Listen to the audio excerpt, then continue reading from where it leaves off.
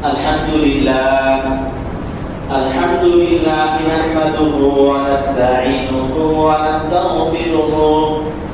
ونستغفره ونؤمن به ونتوكل عليه ونعوذ بالله من شرور أنفسنا ومن سيئات أعمالنا من يهده الله فلا مضل له ومن يضلله فلا هادي له وأشهد أن لا إله إلا الله وحده لا شريك له وأشهد أن محمدا عبده ورسوله أما بعد فإن خير الحديث كتاب الله وخير الهدي هدي محمد صلى الله عليه وسلم وشر الأمور محدثاتها وكل محدثة بدعة وكل بدعة ضلالة وكل ضلالة في النار. أعوذ بالله من الشيطان الرجيم. بسم الله الرحمن الرحيم. يا أيها الذين آمنوا اتقوا الله حق تقاته ولا تموتن إلا وأنتم مسلمون. يا أيها الذين آمنوا اتقوا الله وقولوا قولا سديدا يصلح لكم أعمالكم ويغفر لكم ذنوبكم ومن يطع الله ورسوله فقد فاز فوزا عظيما. وقال تعالى ليشهدوا منافع لهم ويذكروا اسم الله في أيام معلومات على ما رزقهم من بهيمة الأنعام فكلوا منها وأطعموا البائس الفقير. وقال النبي صلى الله عليه وسلم عن ابن عمر رضي الله عنهما قال رسول الله صلى الله عليه وسلم ما من أيام أعظم عند الله سبحانه وتعالى ولا أحب إليه العمل فيهن من هذه الأيام العشر. قيل يا رسول الله ولا الجهاد في سبيل الله؟ قال ولا الجهاد في سبيل الله إلا رجل خرج بنفسه وماله فلم يرجع بذلك شيء أو كما قال عليه الصلاة والسلام. প্রশংসা মহান আল্লাহ সুবহানাহু ওয়া তাআলার জন্য, যে মহান আল্লাহ সুবহানাহু ওয়া তাআলা আমাদেরকে গোটা বছরের শ্রেষ্ঠ 10টি রজনী পর্যন্ত আমাদেরকে হায়াত দারাজ করেছেন। আর কয়েকদিন পরে আসছে সেই শ্রেষ্ঠতম 10টি রাত, 10টি দিন, যে দিনে আল্লাহ রাব্বুল আলামিনের কাছে ইবাদত করা জিহাদের চাইতেও অতি উত্তম। সেই আল্লাহর জন্য প্রশংসা করে মন থেকে, মনের গভীর থেকে, সত্যিকার অর্থে মুখে মুখে নয় অন্তরে আল্লাহ প্রশংসা আদায় করে বলি আলহামদুলিল্লাহ। চারদিকে মহামারী ছড়িয়ে যাচ্ছে, বাংলাদেশের অবস্থাও অত্যন্ত জটিল এবং ভয়াবহ। এই জটিল এবং ভয়াবহ থেকে অবস্থা থেকে আল্লাহ রাব্বুল আলামিন শুধুমাত্র আমাদেরকে মুক্তি দিতে পারেন, তিনি ছাড়া আমাদের কেউ মুক্তি দিতে পারেন না। বড় বড় ডাক্তার, বড় বড় ইঞ্জিনিয়ার, স্বাস্থ্যবিদ, কূটনীতি সব কিছু সামান্যতম একটা ভাইরাস যেটাকে চোখে দেখা যায় না, মানুষ অনুভব করতে পারে না, কি এমন জিনিস আল্লাহ রাব্বুল আলামিন দিয়ে দিলেন, যার পিছনে সমস্ত মানুষ ছুটে হাত বাঁধা মানুষকে ঘরের মধ্যে বন্দী করে রাখছে, কেউ এর সমাধান দিতে পারছে না। শুধুমাত্র সমাধান দিতে পারে একমাত্র মহান আল্লাহ সুবহানাহু ওয়া তাআলা, যে আল্লাহ এত মহামারীর মধ্যেও আপনাকে আমাকে সুস্থ রেখে বাঁচিয়ে রেখেছেন। এটাই সবচেয়ে বড় নিয়ামত। এর চেয়ে বড় নিয়ামত আপাত দৃষ্টিতে আর নাই। এই জন্য আল্লাহ প্রশংসা আবার অন্তরের অন্তঃস্থল থেকে বলি আলহামদুলিল্লাহ। কাছের দূরের বিভিন্ন ভাই বন্ধু-বান্ধব আত্মীয় স্বজন বহু চলে গেছে, বহু অসুস্থ, তারা অসুস্থ আছে, তাদেরকে আল্লাহ রাব্বুল আলামিন দ্রুত শিফায়ে কামিল আজিলা দান করুন, আমিন। প্রিয় ভাইরা আমার, আজকে যে বিষয়টা নিয়ে আলোচনা করব, আজকে জিলকাদার 29 তারিখ, আজকে জিলকাদার 29 তারিখ। আজকে মাগরিবের পর যদি চাঁদ ওঠে তাহলে আগামীকাল জিলহজ্জের প্রথম তারিখ। আর 10 দিন যদি আজকে চাঁদ না ওঠে আগামীকাল চাঁদ উঠবেই ইনশাআল্লাহ, কারণ আরবি মাস হয়তো 29 না হয় 30। এই জন্য আজকে যদি চাঁদ উঠে যায় তাহলে জিলহজ্জের 10 তারিখে আল্লাহ রাব্বুল আলামিন নবী সাল্লাল্লাহু আলাইহি ওয়াসাল্লামের মাধ্যমে ইব্রাহিম আলাইহিস সালামের সুন্নাত হিসেবে আমাদের মাঝে রেখে গেছেন ঈদুল আযহা, অর্থাৎ কুরবানির ঈদ। যেদিন আমরা আল্লাহর রাস্তে কুরবানি করে, পশু কুরবানি করে আল্লাহর নৈকট্য অর্জন করি, সেই দিনটা আমরা পেয়ে যাবো। ততদিন পর্যন্ত আল্লাহ আমাদের হায়াত দান করুন, সকলে বলুন আমিন। প্রিয় ভাইরা আমার, এই 10টা দিন এবং গুরুত্বপূর্ণ দিন, এই 10টা দিনের একটা বিশেষ ফজিলত আছে। গত বছর আলোচনা করেছিলাম, কিন্তু প্রাসঙ্গিক আসলেই এই ফজিলতের কথা যদি আমরা না আলোচনা করি তাহলে এর উপর আমল করা হয় না। কেন এত ফজিলত? আল্লাহ নবী সাল্লাল্লাহু আলাইহি ওয়াসাল্লামের পরিভাষায় এই 10 দিনের ফজিলত এতটা গুরুত্বপূর্ণ যে স্বয়ং আল্লাহ সুবহানাহু ওয়া তাআলা এই 10 দিনের নামে কসম করেছেন। আল্লাহ রাব্বুল আলামিন যে কোনো জিনিসের কসম করতে পারেন। আল্লাহ কসম করেন সূর্যের, আল্লাহ কসম করেন চন্দ্রের, আল্লাহ কসম করেন দিনের, আল্লাহ কসম করেন বিভিন্ন জিনিসের কসম আল্লাহ করেন। আল্লাহ রাব্বুল আলামিন কসম করেন বালাদ শহরের, মক্কা শহরের কসম করে বলেন লা উকসিমু বিহাদাল বালাদ, এই শহরের শপথ। আবার আল্লাহ রাব্বুল আলামিন কসম করেন ওয়াশ-শামসি ওয়া দুহাহা, সূর্যের শপথ। আবার আল্লাহ রাব্বুল আলামিন কসম করেন ওয়াল আসরি ইন্নাল ইনসানা লাফি খুসর, সময়ের শপথ। আল্লাহ রাব্বুল আলামিন কখনো সূর্য, কখনো সময়, কখনো বাইতুল্লাহ শহর তথা মক্কা শহরের কসম করে বিভিন্ন জিনিসের কসম করেন। আল্লাহ যদি কোনো জিনিসের কসম করেন এর কারণ উদ্দেশ্য কি? উদ্দেশ্য হচ্ছে আল্লাহ রাব্বুল আলামিন ওই জিনিসটাকে গুরুত্ব বোঝাচ্ছেন, যে ওই জিনিস, যে জিনিসের কসম আল্লাহ নিজে করেন, ওই জিনিসের গুরুত্ব, মহত্ব, মর্যাদা আল্লাহর কাছে অনেক বেশি, মানুষের জন্য অনেক কল্যাণকর, এই জন্য আল্লাহ কসম করেন। আল্লাহ কসম করলেন সূর্যের, ওয়াশ-শামসি ওয়া দুহাহা, সূর্য এবং তার আলোর কসম। কেন? সূর্য আল্লাহ রাব্বুল আলামিনের এমন একটা সৃষ্টি, আল্লাহ রাব্বুল আলামিন যত জিনিস সৃষ্টি করেছেন তার মধ্যে সূর্য একটা অন্যতম সৃষ্টি। এই সূর্যের কসম আল্লাহ কেন করলেন? এই সূর্যের উপকারিতা যদি আপনি বর্ণনা করেন তাহলে কয়েক সপ্তাহ আলোচনা করবেন কোরআন এবং হাদিসের দৃষ্টিতে, বৈজ্ঞানিক দৃষ্টিতে, যে সূর্য কত বড় নিয়ামত আমাদের জন্য। সূর্যের আলো যদি না আসে বৃক্ষ হয় না, গাছ হয় না। সূর্যের আলো যদি আমাদের মধ্যে না আসে পৃথিবী বরফ হয়ে যাবে। এই জন্য সূর্য আমাদের জন্য নিয়ামত নয়, সূর্য আমাদের জন্য নিয়ামত। এই জন্য আল্লাহ রাব্বুল আলামিন সূর্যকে গুরুত্বপূর্ণ একটা সৃষ্টি তা বোঝানোর জন্য, সূর্যকে গুরুত্বপূর্ণ একটা জিনিস আমাদের জন্য, এটা বোঝানোর জন্য আল্লাহ সূর্যের কসম খেলেন। আল্লাহ রাব্বুল আলামিন ওয়াল আসর ইন্নাল ইনসানা লাফি খুসর, আল্লাহ আসরের কসম খেলেন। তা আসর তার উদ্দেশ্য হচ্ছে যুগ, সময়। কেউ কেউ বলেন আসরের নামাজ, যেটাই বলি আসরের নামাজ বলি আর সময় বলি, যেটাই বলি প্রত্যেকটা জিনিস আমাদের জন্য গুরুত্বপূর্ণ। যদি সময় ধরে নেই আল্লাহ আসরের সময়, সময়ের শপথ, সময় এতটা গুরুত্বপূর্ণ মানুষের জন্য, মানুষের বয়স জন্য।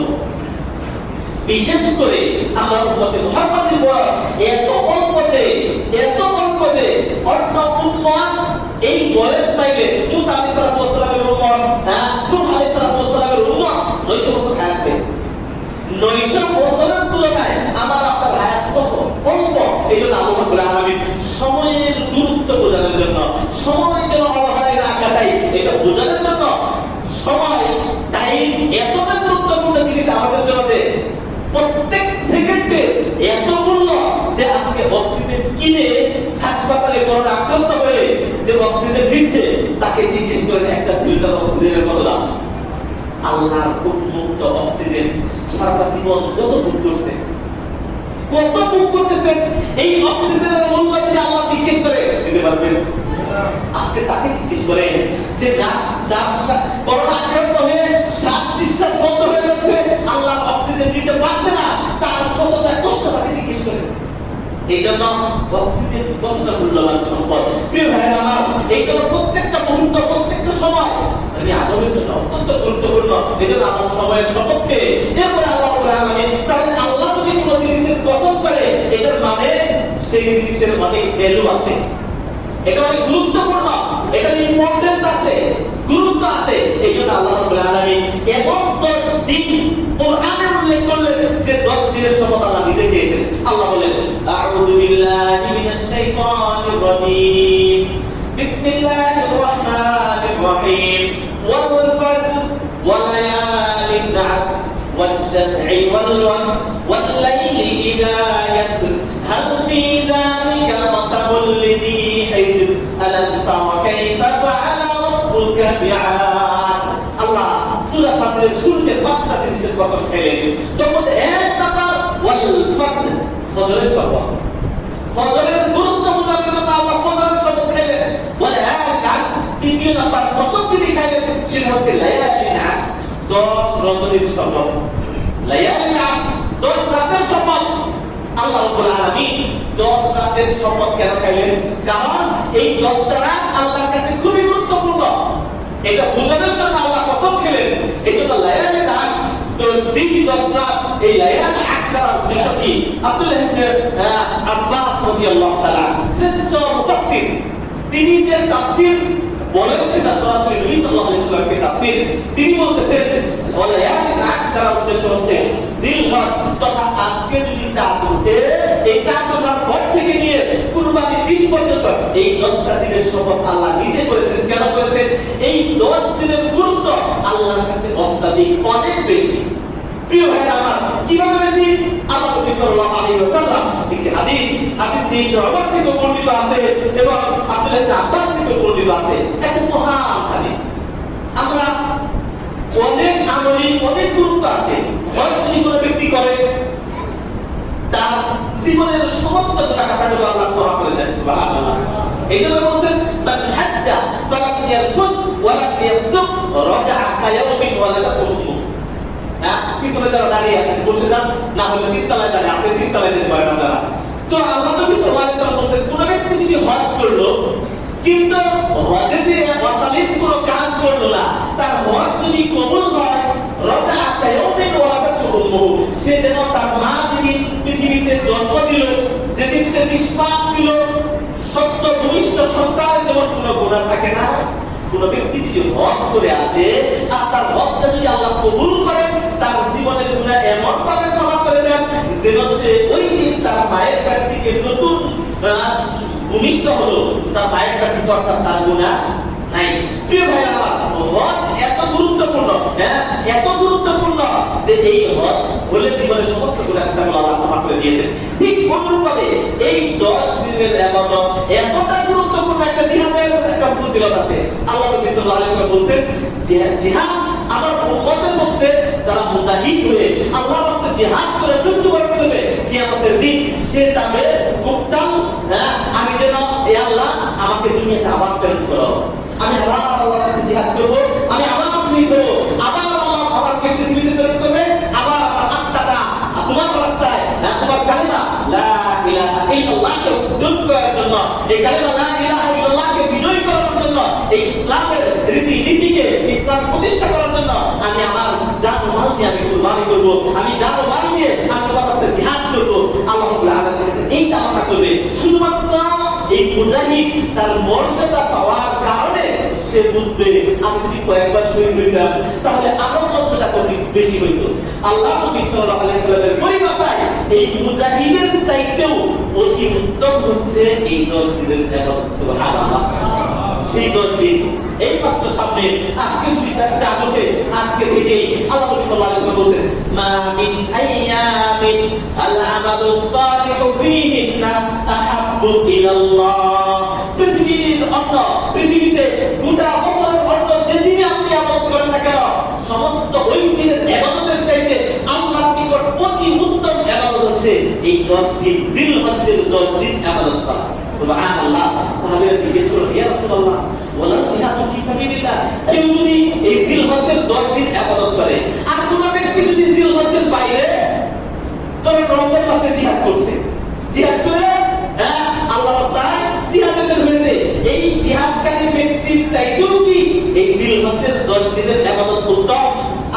সাল্লাল্লাহু আলাইহি ওয়াসাল্লাম বলেন নাম ওয়াল জিহাদ ফি সাবিলিল্লাহ। হ্যাঁ, আল্লাহর রাস্তায় কোনো ব্যক্তি যদি জিহাদ করে এর চাইতেও বেশি উত্তম হচ্ছে এই জিলহজ তথা আজকের যে চাঁদে যে জিলহজ মাস শুরু হয়েছে, এই জিলহজ মাসের 10 দিনের ইবাদত আল্লাহর কাছে এতটা গুরুত্বপূর্ণ। সুবহানাল্লাহ।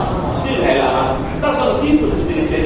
তার জন্য আমরা কিভাবে এই জিলহজ মাসটাকে আল্লাহ রাব্বুল আলামিনের কাছে যেহেতু এতটা গুরুত্বপূর্ণ যে তিনি এটা জিলহজের 10 দিনের প্রথম খেলেন, আমরা আল্লাহ নবীর পরিভাষায় যে জিহাদের চাইতে উত্তম হচ্ছে এই জিলহজের 10 দিনে আল্লাহ ইবাদত বন্দেগী করা, তাহলে এত উত্তম এত গুরুত্বপূর্ণ এটাকে আমরা কিভাবে কাটাবো?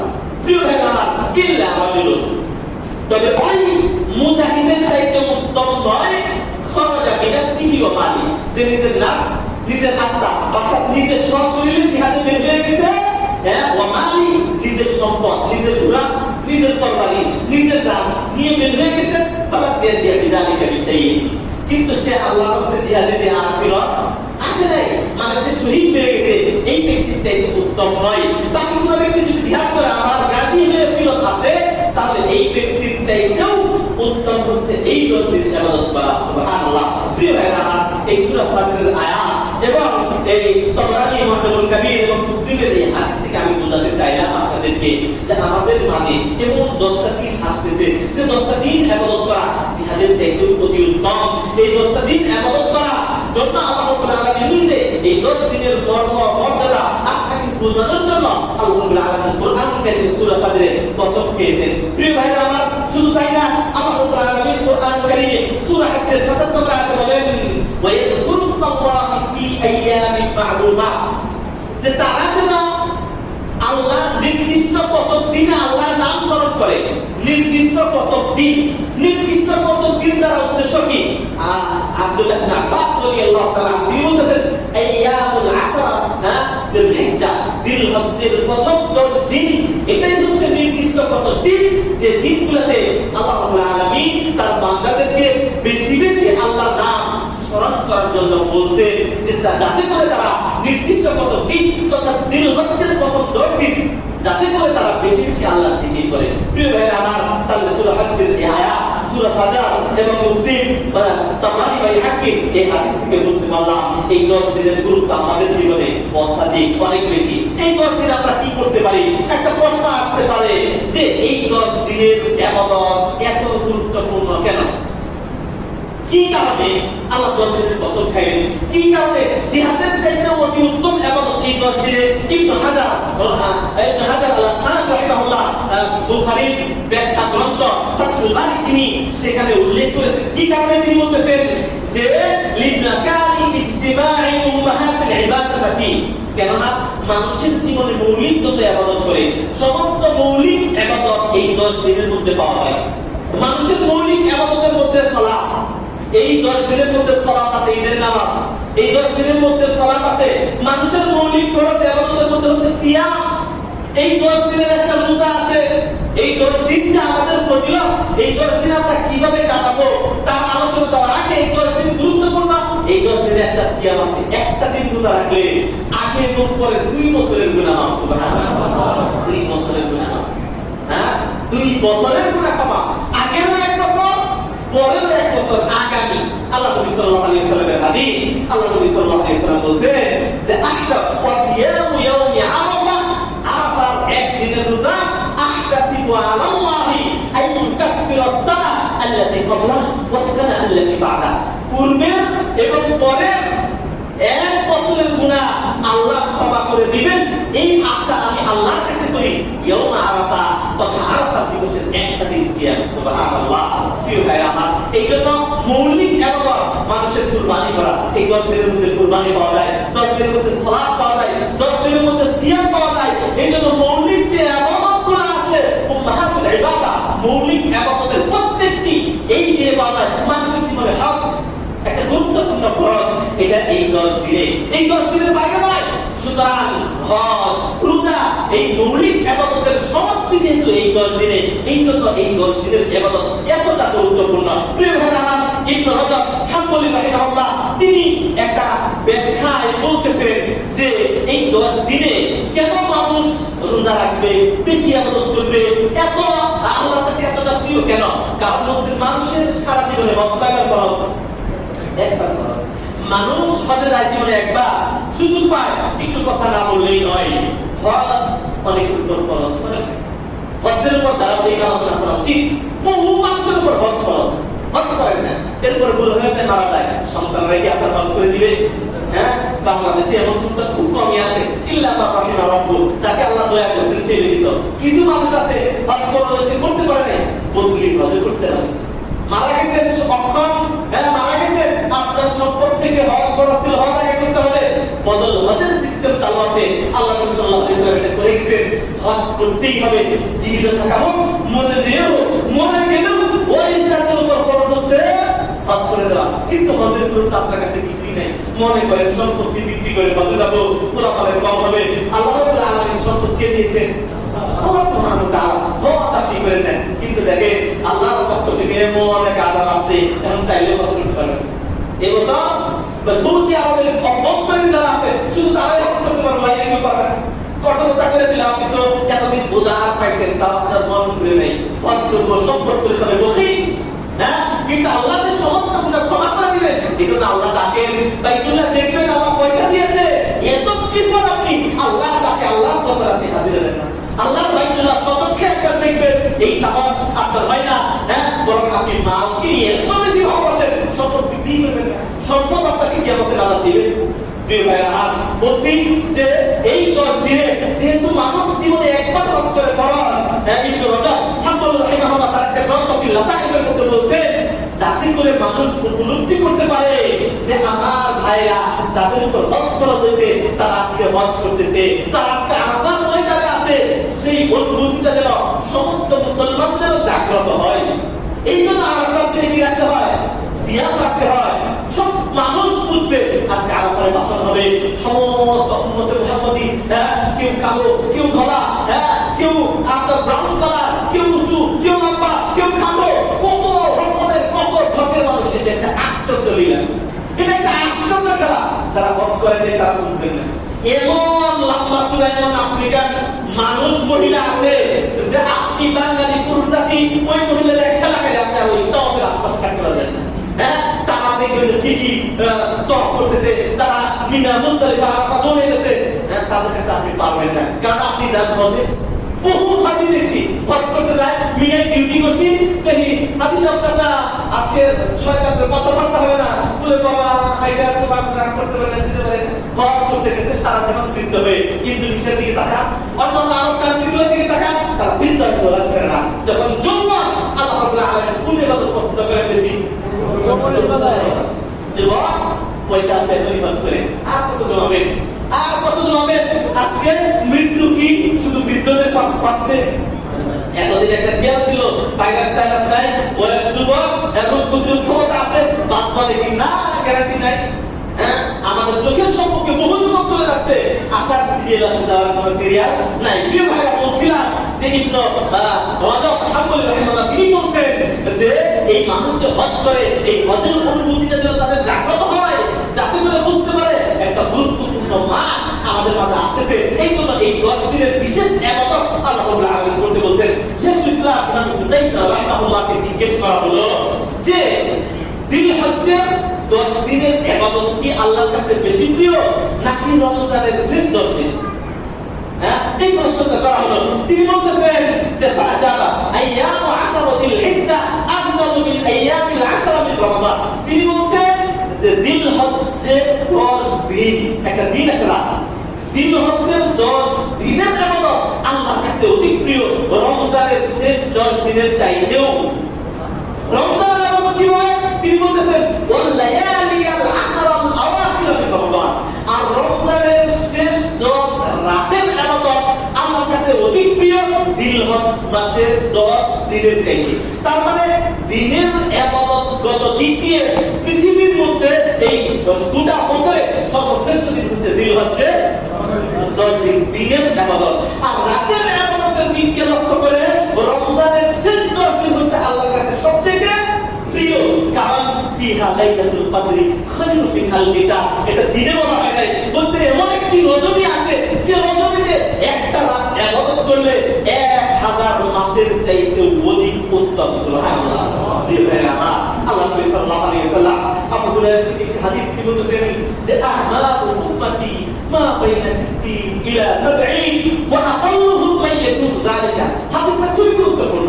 যুবক ভাই মনে করেন বয়স মাত্র 50-60 হয়েছে, যাদের বয়স এখন বৃদ্ধই হয়ে যায় 50-60 হয়েছে, আল্লাহ যদি আল্লাহ বলতে আমার উম্মতের বয়স মা বাইনা 60 ইলা 70 60 থেকে 70 বছর ওয়া আকাল্লুহুম মান ইয়াকুন যালিকা। খুব অল্প সংখ্যক মানুষই হবে এই 60 থেকে 70 পার করবে, খুব কম সংখ্যক। কতজন মানুষ আছে যেখানে 60 বছর পাইছে? তার মানে আপনার ভাইয়া আল্লাহ নবীর পরিভাষায় 60 থেকে 70 টা পেয়ে গেছে। এরপরে যেটা পাচ্ছেন এটা গুনাহ, কিন্তু এরপরেও আপনি ভালো কুরবানি করেন না, লোক দেখানো কুরবানি করেন, এরপরে আপনি জাল সৎকারে আগিয়ে নেয়, এরপরে আপনি হজ করেন না, আর তখন করবেন।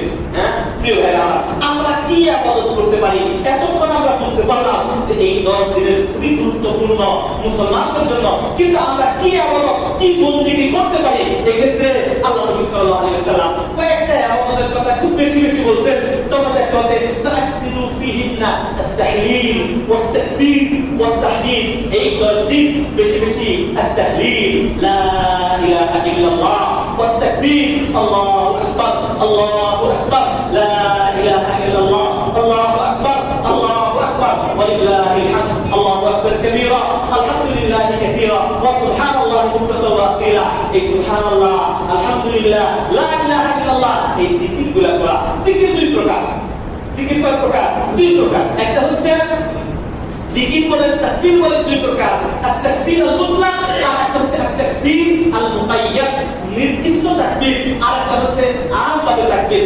আম তাকবীর খুব থেকে উঠছেন আপনি বলতে পারেন আস্তাগফিরুল্লাহ সুবহানাল্লাহ আলহামদুলিল্লাহ আল্লাহু আকবার কাবীরা ইত্যাদি যখন মন চায় বলতে পারেন, এটা আমভাবে। যে যখন সুযোগ হবে তখনই আল্লাহু আকবার কাবীরা বলতে পারেন। আর মুকাইয়াদ নির্দিষ্ট তাকবীর। নির্দিষ্ট তাকবীর হচ্ছে এই জিলহজ মাসের 8 তারিখ অর্থাৎ আরাফার দিন। 8 তারিখ জিলহজের 8 তারিখ আসর থেকে, আরাফার দিনের আসর থেকে শুরু করে আইয়ামে তাশরিকের শেষ দিন মাগরিব পর্যন্ত কি করা? তাকবীর পাঠ করা। এটা হচ্ছে মুকাইয়াদ, অর্থাৎ কুরবানি এবং তারপরে আরো 3 দিন এই তাকবীর পাঠ করতে হয়।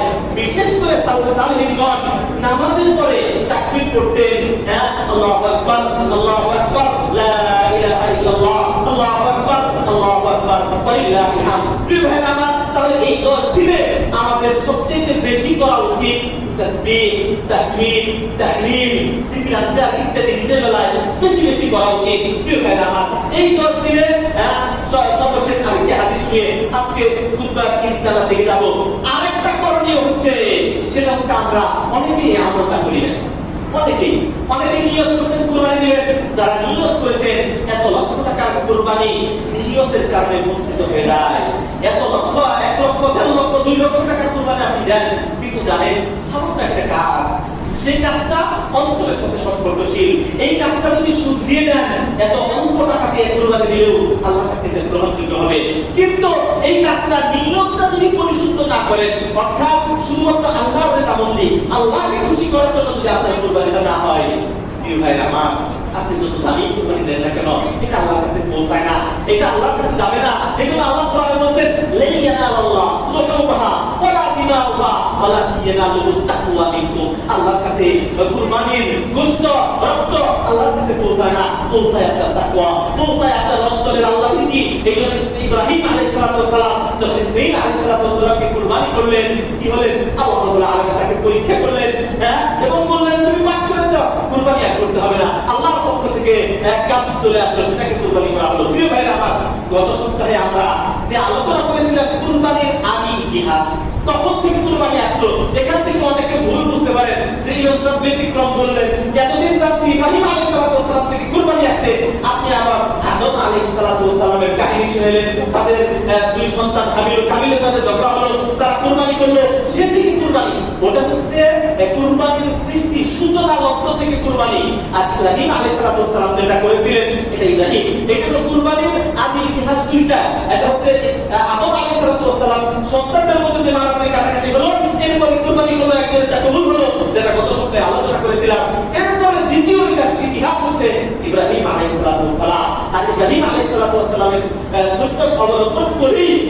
কুরবানি করে থাকি। প্রিয় ভাইরা আমার, যারা কুরবানি করতে নিয়ত করেছেন, আশা করি অধিকাংশই করেছেন, যাদের অর্থ আছে তাদের একটা করণীয় আছে। যদি আজকে যা ওঠে তাহলে আজকেই করণীয়। কি করণীয়? আল্লাহ নবী সাল্লাল্লাহু আলাইহি ওয়াসাল্লাম বলেন, উম্মে সালামা রাদিয়াল্লাহু তাআলা আনহা থেকে বলেন, ইদা দাখালাতিল আশর ওয়া আরাদা আহাদুকুম আন ইউদহিয়া ফালইউমসিক আন শা'রিহি ওয়া আতফারিহি। তোমাদের মধ্যে কোনো ব্যক্তি যদি এই জিলহজ্জের 10 দিনে পৌঁছায়, ওয়া আরাদা আহাদুকুম আন ইউদহিয়া, তোমাদের মধ্যে কেউ যদি নিয়ত করে কুরবানি করা, নিয়ত করেছেন কুরবানি করা, হ্যাঁ, তাহলে কি করবে?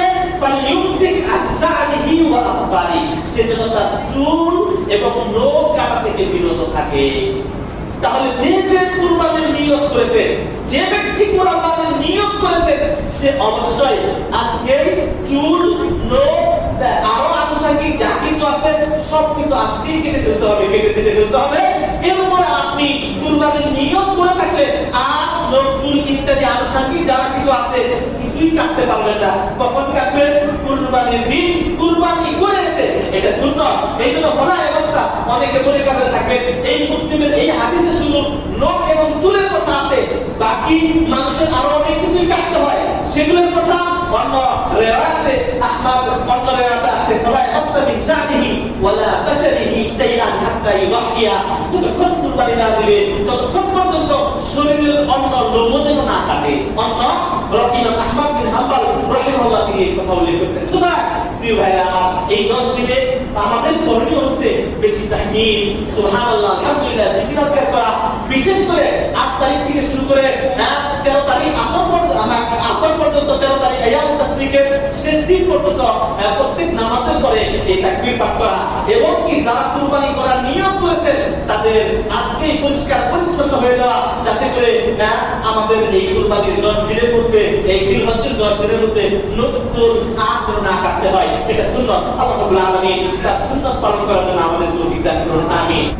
আলহামদুলিল্লাহ আলহামদুলিল্লাহ নাহমাদুহু ওয়া নাস্তাঈনুহু ওয়া নাস্তাগফিরুহু ওয়া নু'মিনু বিহি ওয়া নাতাওয়াক্কালু আলাইহি ওয়া না'উযু বিল্লাহি মিন শুরুরি আনফুসিনা ওয়া মিন সাইয়্যাতি আ'মালিনা মান ইয়াহদিহিল্লাহু ফালা মুদিল্লা লাহু ওয়া মান ইউদ্লিলহু ফালা হাদিয়া লাহু ওয়া আশহাদু আন লা ইলাহা ইল্লাল্লাহ واشهد ان لا اله الا الله واشهد ان محمدا عبده ورسوله اما بعد প্রিয় ভাইরা, আরেকটা হাদিস শোনাচ্ছি।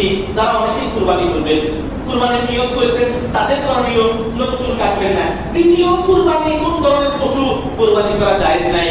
আল্লাহ নবী সাল্লাল্লাহু আলাইহি ওয়াসাল্লাম, আমরা প্রতি কুরবানি আসলে হাদিসটা স্মরণ করে দিই, আবার স্মরণ করে দিয়ে কুরবানি দিচ্ছি যে কুরবানির শর্তের মধ্যে একটা হচ্ছে যে বাবা ইবনে আযিব থেকে বর্ণিত, তিনি বলেন, সামি'তু রাসূলুল্লাহি সাল্লাল্লাহু আলাইহি ওয়াসাল্লাম, আল্লাহ নবী সাল্লাল্লাহু আলাইহি ওয়াসাল্লামের কাছ থেকে আমি শুনেছি, ওয়া আশারা বি আসাবিহি, আল্লাহ নবী সাল্লাল্লাহু আলাইহি ওয়াসাল্লাম তার হাতের 4টা আঙ্গুল দিয়ে ইশারা করলেন, এবং বাবা ইবনে আযিব বলতেছেন, আল্লাহ নবীর হাতের আঙ্গুলগুলো আমার চোখ দিয়ে দেখছি যে আল্লাহ নবীর হাতের আঙ্গুলের চেয়ে আমার হাতের আঙ্গুল ছোট।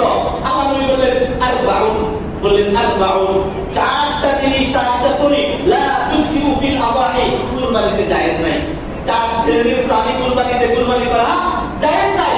1 নাম্বার আল্লাহ আওরাতুল বাইয়িন, স্পষ্ট কানা, যে পশু একটা পা, যে পশু চোখে দেখে না, এক চোখ কানা, এমন পশু কুরবানি দেওয়া যায় নাই। ওয়াল মারিদাতুল বাইয়িন মারাদুহা, 2 নাম্বার এমন অসুস্থ প্রাণী যে স্পষ্ট সে রুগ্ন প্রাণী, এই রুগ্ন প্রাণী, অসুস্থ প্রাণী, এটাকে জবাই করা যাবে না। 2 নাম্বার। 3 নাম্বার আল আরজাতুল বাইয়িন যালউহা, হাঁটতে পারে না, কুরা, এটাকে বলা হয় আরজা, স্পষ্ট কুরা, এমন কুরা প্রাণী কুরবানি করা যায় তাই।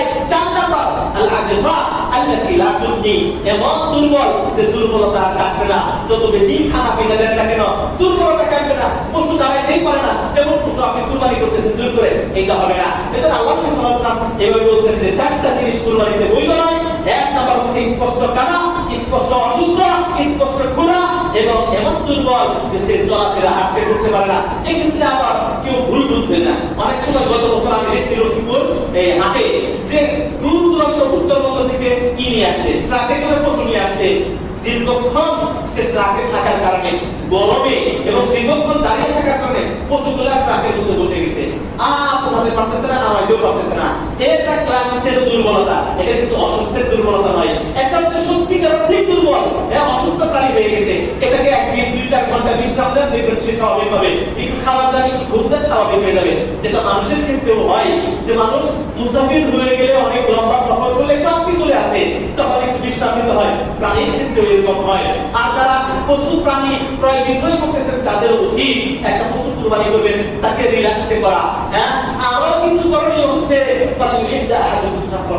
আমরা অনেক কুরবানি করতে চাই। কুরবানি করার নিয়ম আগামী সপ্তাহে বলবো ইনশাআল্লাহ। কিভাবে কুরবানি করবেন, কি বলে কুরবানি করবেন, তার আগে বলে রাখি, ছুরি অবশ্যই দাঁত দিবেন। আল্লাহ রাব্বুল আলামিন পশু খাওয়ার জন্য একটা সুন্দর সিস্টেম আল্লাহ আপনাকে করে দিয়েছেন, এত সুন্দর। সেই নবী সাল্লাল্লাহু আলাইহি ওয়াসাল্লাম বলছেন, আয়েশা সিদ্দিকা রাদিয়াল্লাহু তাআলা তাকে বলতেন যে আয়েশা, তুমি ছুরি দাঁত দিয়ে রেখো। হ্যাঁ, এইগুলো মামুন যারা কথা শুনতেছেন তাদের উচিত, হ্যাঁ, পুরুষদেরকে ছুরি দাঁত দিয়ে আপনারাও এই কুরবানিতে অংশগ্রহণ করা। যে আপনারা যেভাবে পারবেন বালু গরম করে দিবেন, নিজে একটু ছুরিগুলো দাঁত দিবেন। হ্যাঁ, তারপরে যদি আপনার খাবার আছে, আল্লাহ রাসূল সাল্লাল্লাহু আলাইহি ওয়াসাল্লাম বলছেন,